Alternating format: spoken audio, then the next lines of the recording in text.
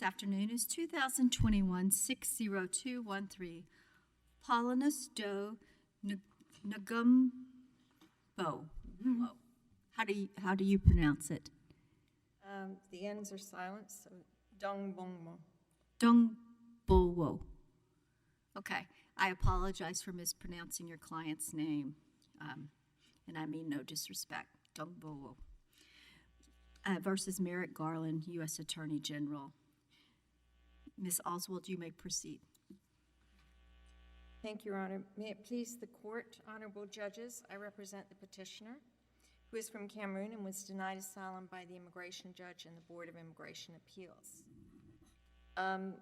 His case was based on imputed political opinion, past persecution, and well-founded fear of future persecution.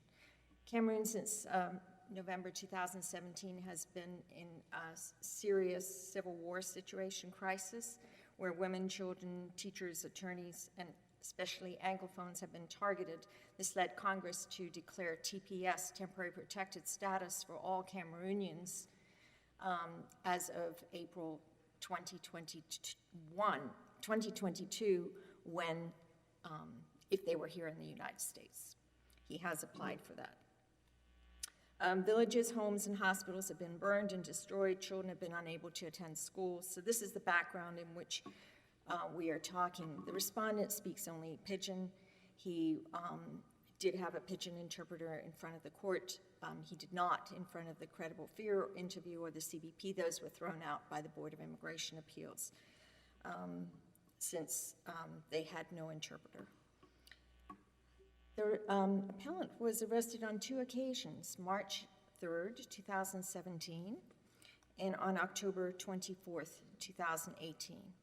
The first arrest was more like a beating at the auto repair shop. He is a person of limited literacy, as I explained, and he was beaten very severely during that time.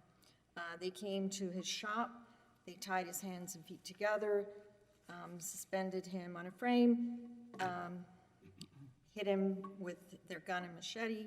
It resulted in a broken foot and a broken finger. He was questioned for about 3 hours. Later,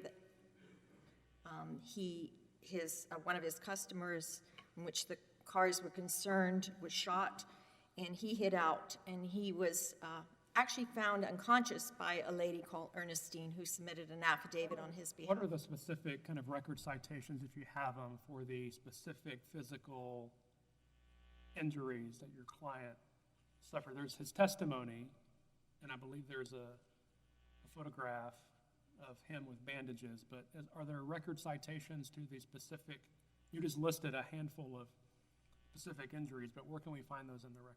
So he did not have a medical because he went to what they call a traditional medical doctor, which is common in that country. He was afraid to go to the police, go to a hospital which is government-owned. So the documents that are in there are his own affidavit and testimony, his own testimony in front of the court, the affidavit of his wife, the affidavit of his uncle, the affidavit of his father, and also the testimony of Ernestine, the lady who found him. I think that's at AR 200, and that is the documentation that he had. He did try to submit pro se some medical documentation that he had from Mexico and also from the detention center, but the judge said that that would be rejected because he was not pro se, and he did talk about an inch of documentation, but he did not use or refer to it.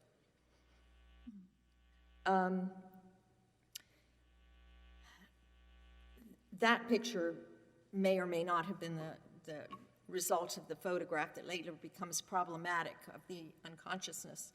On the second arrest, it was a serious arrest. He was in there for a month and some weeks, basically from October 24th, 2018 till about the middle of December. He escaped after his wife submitted a bribe, and for the first month he was in isolation. Isolation is in itself a tremendously excruciating torture. He was in the dark, he explained, and only after 1 month did they add 2 more prisoners. There was no toilet access. He said he could only see light when they opened the door.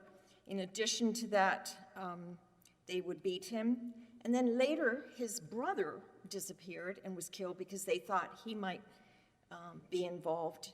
And then also his wife was beaten, and she submitted a medical report of her injuries. You know, we have a very high standard here. And assuming arguendo, and I'm not speaking for the court, this is just a hypothetical question. Assuming arguendo that the photograph of him being unconscious, you know, that photograph, and the omission of the attempted rape are not inconsistencies, that we think that there was an error in determining those were inconsistencies, are the fact that there are alleged other inconsistencies, such regarding his length of incarceration, his time to reach Nigeria, discrepancies in his identity documents, enough to nevertheless require us to affirm the board's decision? Thank you, Judge Elrod. I'd like to address those. So the quality of the photographs was very poor. It was, in fact, so poor that the judge commented on it several times. The issue concerning his employee, which is the second big discrepancy that pops up, Niabanda, who was an employee who went to an attorney to write an affidavit. The affidavit was written March 7th, March 20th. The affidavit was corrected because the attorney noticed the error, stating that it was in October and not in December. And this is an employee affidavit of a person who can't write, presumably, since he went to the lawyer. And all the other affidavits were consistent. So to go to your point, his testimony was consistent throughout, that he didn't leave till December 20th. Well, but her question is, what if we agree that there are some, quote, inconsistencies that are not, but we think that some inconsistencies are at least inconsistent enough that we can't reverse that? What do you do then?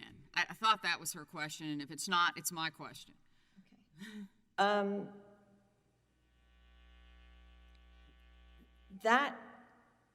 I think on that particular inconsistency, at least there should be, he did submit a corrected affidavit with the attorney's correction, so that should at least have a chance to be reviewed and seen by an immigration judge, and the record reviewed again and remanded. This court has only the power to remand to the Board of Immigration Appeals, is my understanding. I don't know what other powers this court would have other than that. We can either, as I understand it, remand, or we can deny. Correct. Those are our, or we could grant. Mm-hmm. Or grant, if we thought that there's enough in the record that you could outright grant rather than remand. But I think you're trying to get us to remand, aren't you? I would prefer that you grant. Okay. I would way prefer this, especially going to this particular immigration judge. Yeah. Well, tell us how, under the law of this circuit, that we can grant then. Most of the circuit court cases that I've seen over the years are remanded, and then the venue is changed to where he doesn't live in Louisiana now anymore. He lives in the D.C. area. The Board of Immigration Appeals certainly has the authority to grant asylum.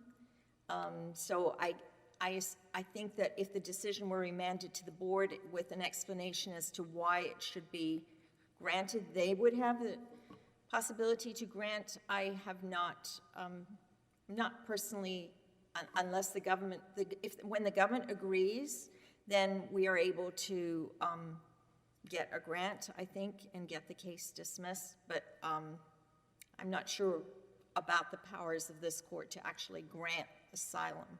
Okay, per or se. what, maybe this would be on what basis, under what case would you cite to us from our precedent or the Supreme Court precedent that would say that we could remand this case, given some of the inconsistencies that you pointed out, that are not inconsistent, really, allegedly? That's a hard question. What would be your best case that would allow us to remand this case?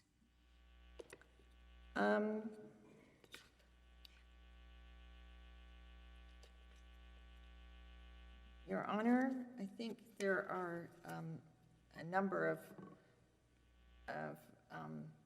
cases that certainly say that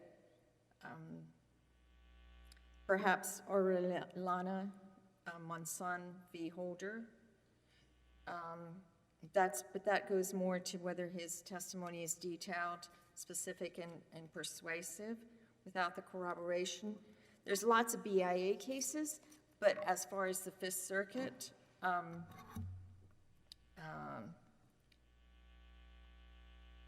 I would say also that Alvarado Rodriguez v. Holder, since that one shows the pattern practice of persecuting others is similarly situated and is legal error. But I think there's also the statutes, which are, you know, the immigration statutes and acts, such as 208.13b. Can I ask you, so you were asked a good assuming arguendo question, but now I want to turn to some of what was assumed arguendo and say, why isn't it a fact question to take a look at that picture, take a look at the testimony of your client, take a look at all of that, and decide, no, he was unconscious?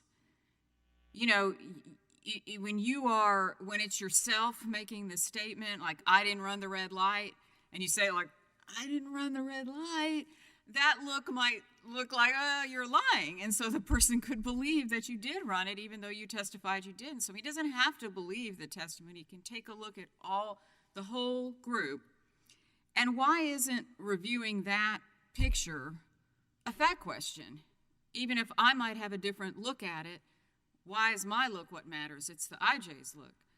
Well, seeing the other evidence that the judge discounted, Judge Haynes, it seems that that picture should have been just not even included in the record to start with. There was lots of questions about not authenticity, but the ability to read it, to see it. The respondent has always said he was unconscious the first time. He's had a witness testimony to that. He did not say he was unconscious the second time. So I think here it's a confusion of whether they were talking about the second arrest and it was the first arrest where he was unconscious. So, and how can you tell from someone lying down if they're unconscious or not? I don't think that that's valid evidence to prove that someone's unconscious or not.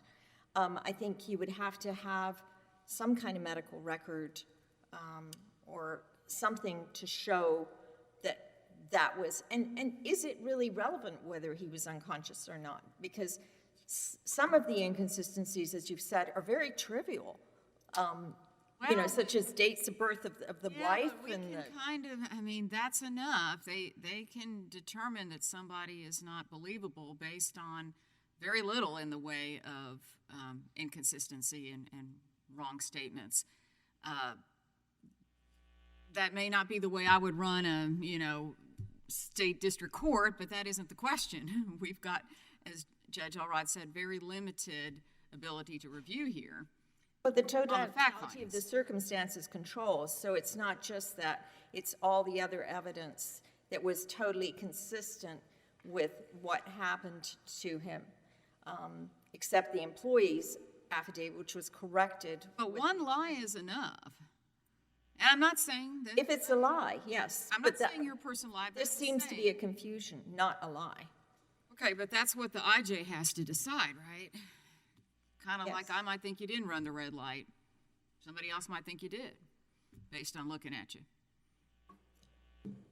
Well, he was unconscious the first time. He said clearly it would have been to his advantage to say he was unconscious the second time, so clearly he's misunderstanding which photo they're... No motive to lie in this circumstance. Yes, there's absolutely none. It would not benefit him to be. It would have benefited him to have agreed. To be unconscious in both. That, I mean, So is that your answer? Yes, Your Honor. Okay. that's what I thought you were saying. That's, Yes. okay, is there anything else you have? Just that, that whether or not he waived the PSG when it's repeatedly mentioned throughout the country documents of the pattern and practice of persecuting Anglophones with over 200 pages of country documents from the State Department, the Guardian, the Washington Post. So I don't know how the judge could have even said that that was waived when it was clearly in the record throughout. Okay, thank you. You saved Thank my you, Your time. Honor.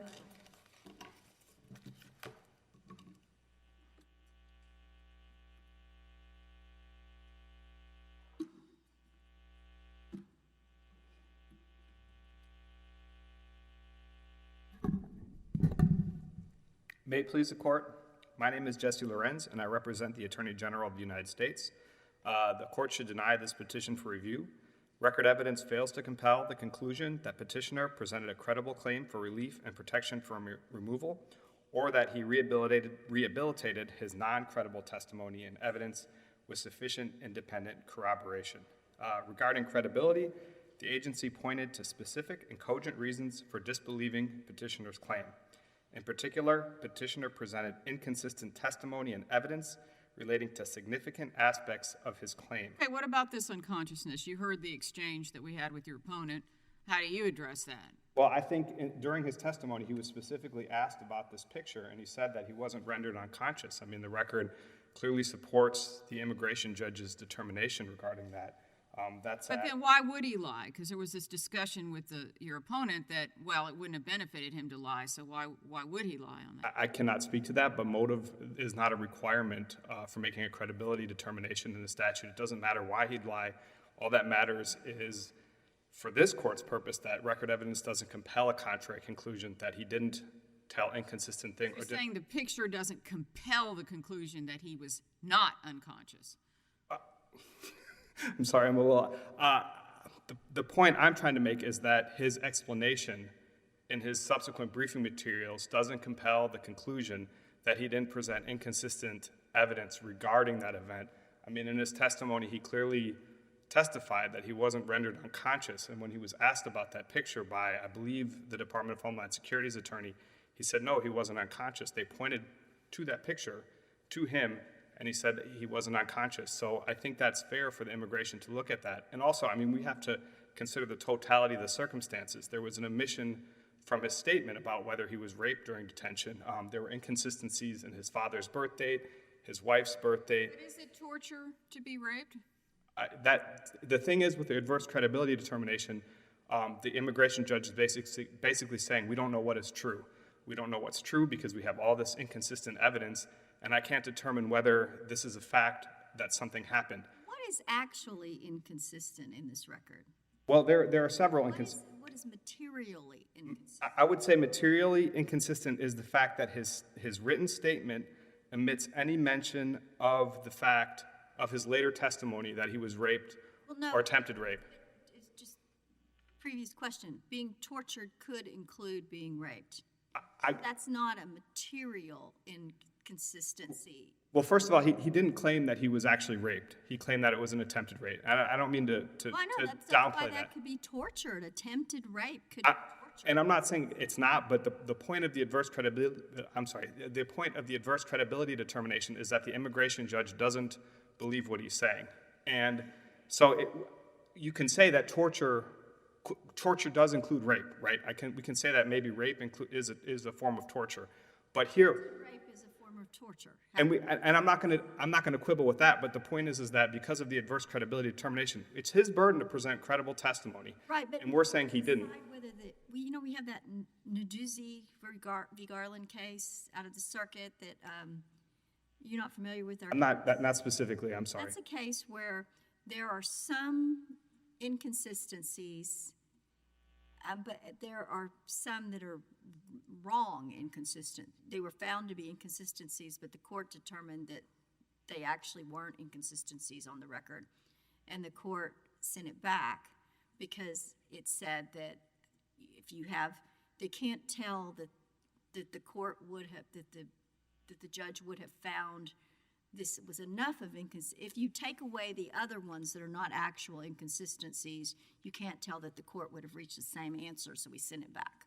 Sure, but I would posit that all of the inconsistencies identified by the agency are present in the record. Okay, so you got your torture one. What can you? I'm sorry, you were answering that question when we got off. So, what other ones do you have? That you, So the other one is whether he was rendered unconscious during the October 24th. we've already talked about Okay.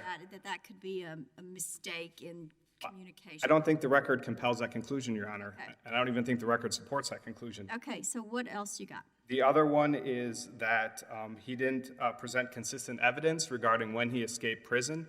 According to the affidavit presented by his former employee, he escaped prison several months before or several weeks before. Is this the October-December problem? Yes, Your Honor. Okay, well, didn't the affidavit get corrected? No, that's not, he didn't do that appropriately. He presented that on appeal, and the board on appeal can't consider new evidence, so he had to move the board to reopen, but he did not. Is it new evidence or is it fixed, corrected evidence? Is that new evidence? Well, in this context, it's new evidence because it is something the immigration judge did not consider. It's not appropriate for him to Do you present have that. anything else?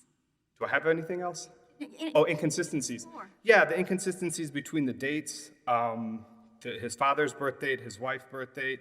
I think the lack of corroboration finding also supports the. So he doesn't know the correct days for his father and wife's birthday? Correct, Your Honor, but under the totality of the circumstances, this court can consider any inconsistency, and it doesn't matter if that inconsistency actually goes to his claim for asylum. Any inconsistency. But sometimes we have some authority that says that they're not truly real inconsistencies. Well, these are reflected in the record, Your Honor. Anything else? Well, the lack of corroboration is also a negative on his credibility. The fact that the Lack of corroboration of what particularly? well, of his actual claim. I mean, he has no evidence of any of the injuries that he suffered. His affidavits were unreliable, given that the photo ID copies were really incredibly poor. But why isn't his affidavit some evidence in the record? I'm sorry, I didn't catch that. Just because an affidavit is self-serving every affidavit should be probably self-serving to some extent. Why does it? It's not the reliability, Your Honor, because of the lack of quality copies of the affidavits, affiance documents. The board did not, or the immigration judge didn't find those to be reliable evidence. We have to have Speaking to documents. corroboration, and so his affidavit is not a corroboration of his. No, But why I'm does not it speaking have to about. have corroboration? Are we talking about his affidavit or? Yes, why isn't his affidavit some evidence? You said there's no evidence in the record that these things actually happen, and I said, why isn't his affidavit some evidence? Well, the immigration judge Ernestine- didn't believe his claim, and that's the point of the credibility determination. Yeah, well, there's some evidence, it's just they It's unbelievable, though. believed the evidence. Exactly, they didn't believe the evidence, so they didn't accord any But weight. what about Ernestine? Again, that was the Is that corroborating? no, because it wasn't deemed reliable by the immigration judge because the photocopy was so poor. Many of these cases now, in fact, most of the cases we get from your office or some division within immigration, it's not clear whether it's actually your office, actually ask us to not even have this hearing and to just remand these cases. It's become routine that y'all ask us to remand every case. I mean, most of the cases. Is that a new policy? And was this case asked to be remanded? This case was not asked to be remanded, Your Honor. I think it is fully supported by the record. I do not think it should be remanded. Is that a new policy that y'all routinely ask for remand in many of these cases, and from Cameroon, in fact? I am very low on the total poll, Your Honor. I can't speak to where. I do not believe there's a policy of remanding cases. Our office does attempt to identify errors in the agency's decision, and if the circumstances call for it. No, this is cases where your agency says, we are not admitting that there is any error. We just want you to remand. And that's become a very common thing that we get Your Honor, With so many of these cases, it's become one of the most frequent things we get from your office. we will, So do you have anything to explain that? I cannot explain that, Your Honor. And you didn't do it here. I didn't do it here, no, and I wouldn't do explain it it for here. this, at least. Personally, I don't think this is a remand. Back on inconsistencies, so the IJ thought there was an inconsistency when the petitioner couldn't really recall or was inconsistent in recalling his whereabouts for a few months between December of 2018, I think March of 2019. So the IJ said there was some inconsistency regarding his recollection of his whereabouts. But the board did not rely on that in its decision.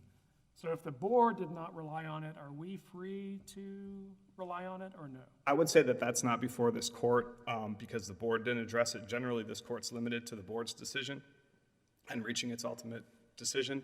So that is not something that I would argue supports the agency's adverse credibility. So we're determination. determining the totality of the circumstances. Yes, Your Honor, that's the test. CIA didn't go into it, then it's sort of off limits for us. I would agree with that assessment. But if we remanded it, the BIA could consider it.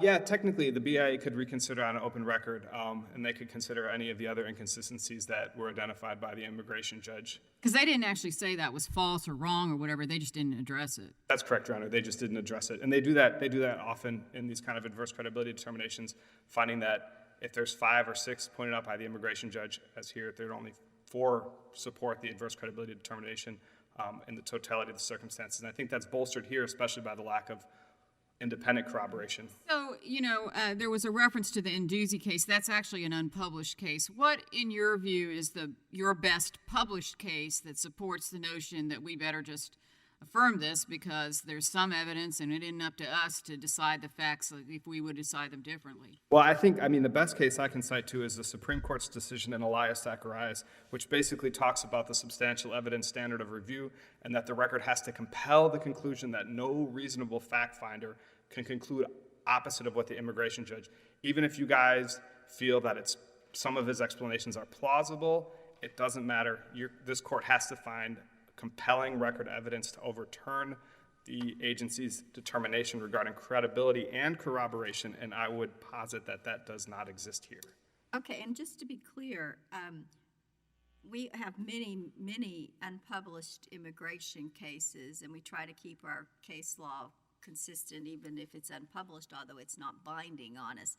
But you're just not familiar with that case, even though it was somewhat important when you hold the whole series of is that correct? I'm going to ask the other side is that where we are? I'm sorry, I generally Just for the attempt to record, cite to published cases, and I think that the court's law on substantial evidence. It's a July 22, 2022 case, 2022 Westlaw 9185-369, and it's Ndungmbowo v. Garland 20-60782. So I'm just, so that everybody in the courtroom, y'all can know what we're asking about. Sure. And It's okay if you don't know what it is, but I'm just making sure clear that you don't know what it is. I may have read it. I've had 2 other arguments earlier this week, so there's a lot of case law in my head right now, and they were all on different things, so I apologize for not knowing that exact one. Do you have anything further? I don't, Your Honor, and I would just say that the record evidence does not compel the conclusion that petitioner thinks, or petitioner wants, and that this court should deny this petition for review. Thank you. But you agree that if we think there are some consistent inconsistencies, that it's remand, not grant? Well, I don't, there is no authority that would allow this court to grant asylum. I think that's only something that the agency can do. It would have to be a remand, but I disagree with the remand. I don't think that's appropriate in this case. Thank you, Your Honors. Thank you, Mr. Lawrence. Ms. Cases like Cardozo-Fonseca, which says that a 1 in 10% possibility of persecution suffices. There's also the fact that the photo was never actually shown to him. It was during the pandemic. Unfortunately, the pandemic had just started. He was on a video. His attorney was on a different video, and he didn't know which photo was being referred to. So, as far as asking us to remand for that reason? The hearing was flawed because it was strange, where they're not even with their own lawyer and it's all on different things. Is that part of this appeal? It is in the briefs, Your Honor. However, I don't think that that would be by any means the sole reason. I think that might be an addendum reason, but I think or collateral reason, the principal reason would be that the court should have reviewed the past, the BIA never reviewed the past persecution while founded fear of future persecution based on the serious arrests. It never even mentioned it, which it should have, especially in light of the country conditions. It was completely wrong on the pattern of practice because it was there. And there was a number of other areas. As far as the time between December and March, he said he went by foot to Nigeria and because he did not take public transportation because he was afraid. So the time frame, the timeline actually does match, that it took him about 3 months to get there, and then he took him another while to get through all these other countries to get to Mexico, and then from Mexico to the U.S. I think it was about June that he got through there. So just addressing that. And on the attempted rape, I would say the attempted rape is by no means the worst thing he suffered there. I mean, there was a lot of other things he talked about that he suffered. I mean, you know, the harm to his wife, his child, his house was burned down. And all that is corroborated by country condition documents. So there's a lot of support for what he's saying as being consistent with what is happening in that country at this time.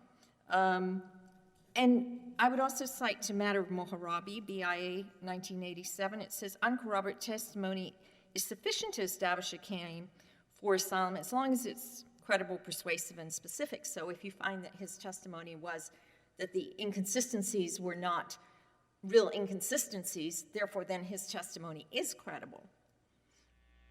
Okay, do you have anything further? No, thank you. Thank you so much, Your Honors. This case is submitted. Thanks to both counsel.